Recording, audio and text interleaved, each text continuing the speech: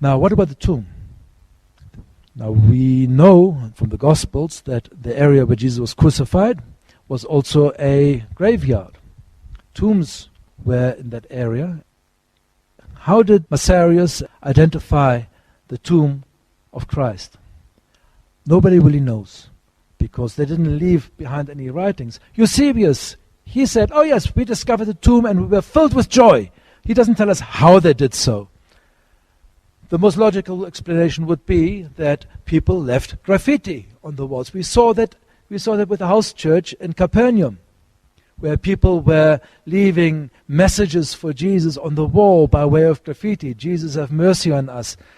So wherever the Christians went, well, they left graffiti.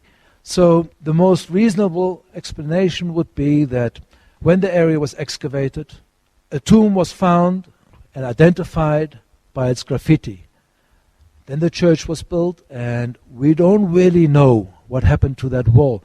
Now, you might have seen that there has been some archaeological work done in the tomb, in the Church of the Holy Sepulchre recently. As a matter of fact, the marble slab that covers the ledge on which Jesus was kept was lifted for the first time in 500 years. It was all very exciting. And with modern technology, it was possible to scan the inside of the walls of the tomb. And they found that there were walls there that nobody had known about. So for all we know, that graffiti might still be on walls that are being covered up now. How we will ever find out, I do not know. But I am very, very convinced that the early church fathers would not have taken liberties with the location of the resurrection. They would not have said, this is the place of the resurrection, when it's not the resurrection, because that would be a lie. And how can you lie about the resurrection of our Lord? It doesn't make sense. So to me, it is very obvious that the place that is now being reverenced as the place of the tomb, it must be the proper tomb. Now, some people, Protestants, will argue that Golgotha wasn't really at that place at all, and they will come up with another site called the Garden Tomb. They found a rock formation there, and it looks a bit like a skull. Golgotha, the place of the skull.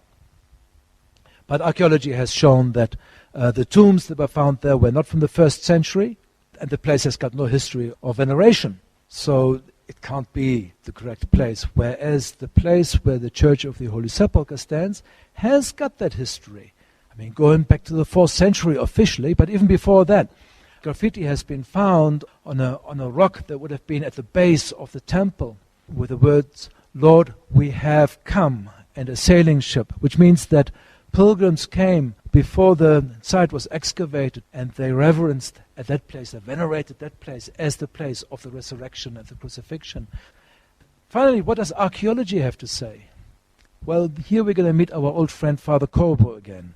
Before Father Corbo went to Capernaum, Father Corbo was allowed to do archaeological work in the Church of the Holy Sepulchre. And what did he find? He found that it was a burial place. He found tombs. There's one tomb. It's about, I would say, about 10 meters away from the edicule, the little chapel that holds the tomb of our Lord. There's a little chapel, a Syriac chapel, and inside the chapel one can see a rock-cut tomb, very much like that of Jesus. So what it says in the Gospel, that was the place with tombs, with rock-cut tombs, that is true. Father Corbo found as well that that place was a quarry once. Now we know that as well, that it was a disused quarry. He also found evidence, proof, that the place was a garden. What did St. John tell us in his Gospels? That the place where Jesus was laid to rest was a garden. When Jesus is sitting outside the tomb and Mary Magdalene approaches him, what does she ask him? Are you the gardener? So yes, it was a garden. So here we have archaeology in the 1960s proving what it tells us in the scriptures. So I'm not quite sure how anybody can not believe that the Church of the Holy Sepulchre is the true place of the crucifixion and the resurrection. And what a wonderful experience it is to have Mass just within meters of the place from which our Lord rose again. There are many other places that I could be talking about, but I don't want to keep you here all night long. I could be talking about Jacob's well, where Jesus had the encounter with the Samaritan woman.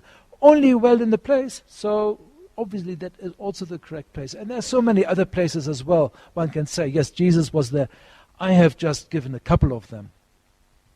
To experience those places, to see the places that Jesus saw, to eat food that Jesus ate. If you go to the Sea of Galilee, you are going to go to a place, a restaurant near Magdala, or Migdal as it is called now, where a synagogue from the first century was found. Jesus preached in synagogues throughout the Galilee. Jesus was probably there as well, and probably had lunch at that restaurant of the St. Peter's fish. And, well, you can eat the St. Peter's fish, eat the food that Jesus ate, see the environment in which he worked, sail on the water on which he sailed. That's part of the program as well for virtually every pilgrimage. And experiencing the Holy Land as the place which gives context to our Gospels. It's a wonderful experience. And I'm going to leave you with that thought. Thank you very much.